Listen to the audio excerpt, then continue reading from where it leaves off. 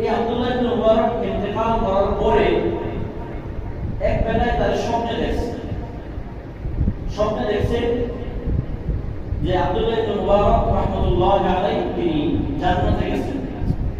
তো জান্নাতে যাওয়ার আগে আব্দুল্লাহ ইবনে মুবারক রাহমাতুল্লাহি আলাইহিকে এক লোকে ওই ফেরেশতা প্রশ্ন করছে যে হে আব্দুল্লাহ ইবনে মুবারক আপনি কি আমল নিয়ে আসছেন? আব্দুল্লাহ ইবনে মুবারক রাহমাতুল্লাহি আলাইহি বলেন আমি তো তেমন কিছু নিয়ে আসতে পারি নাই, আমি আমার মা বাবার বড় খেদমত করতাম। বলে না এই আমলের কারণে তোমাকে মাফ করা যাবে না। আব্দুল্লাহ ইবনে মুবারক বললেন যে আমি জিহাদে যাইতাম, দিনের বেলা জিহাদ করতাম। বলে না এই আমলের কারণে তোমাকে মাফ করা যাবে না। এরপর আব্দুল্লাহ ইবনে মুবারক রাহমাতুল্লাহি আলাইহি বললেন আমি না রাতের বেলায় রাসূলের হাদিসের দরস দিতাম, হাদিস পড়াইতাম। বলে না এই কারণে তোমাকে মাফ করা যাবে না। বলে তোমাকে মাফ করা হবে আরেকটা কারণে, ওই ছোট্ট আমলটাকে আব্দুল্লাহ ইবনে মুবারক কিছু মনেই করেন নাই, কিন্তু ওইটার কারণে আল্লাহ তাআলা তাকে মাফ করে দিলেন।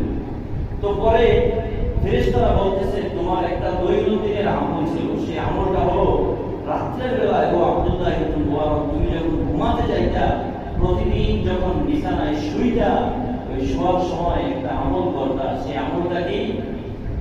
ফেরেশতারা বলে সেই আমলটা হলো প্রতিদিন রাতে ঘুমানোর সময় তুমি পড়তা 10 বার সাল্লাল্লাহু আলাইহি ওয়াসাল্লাম সাল্লাল্লাহু আলাইহি ওয়াসাল্লাম সাল্লাল্লাহু আলাইহি ওয়াসাল্লাম সাল্লাল্লাহু আলাইহি ওয়াসাল্লাম।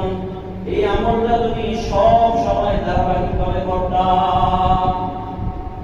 ফেরেশতারা বলবে আল্লাহ রাব্বুল আলামিন তোমার এই আমলের কারণে এত খুশি হয়েছেন, কারণ এই আমলটা যেমন তেমন কোন আমল নয়, বরং আসমানের নিচে জমিনের উপরে পৃথিবীর সবচেয়ে দামি মানুষ আমাদের সকলের কলিজার টুকরা মুহাম্মদ আরবি সাল্লাল্লাহু আলাইহি ওয়াসাল্লামের নামে প্রতিদিন 10 বার দুরূদ শরীফ পড়ার কারণে আল্লাহ রাব্বুল আলামিন আজকে তোমার জন্য জান্নাতের ফয়সালা করে দিয়েছে।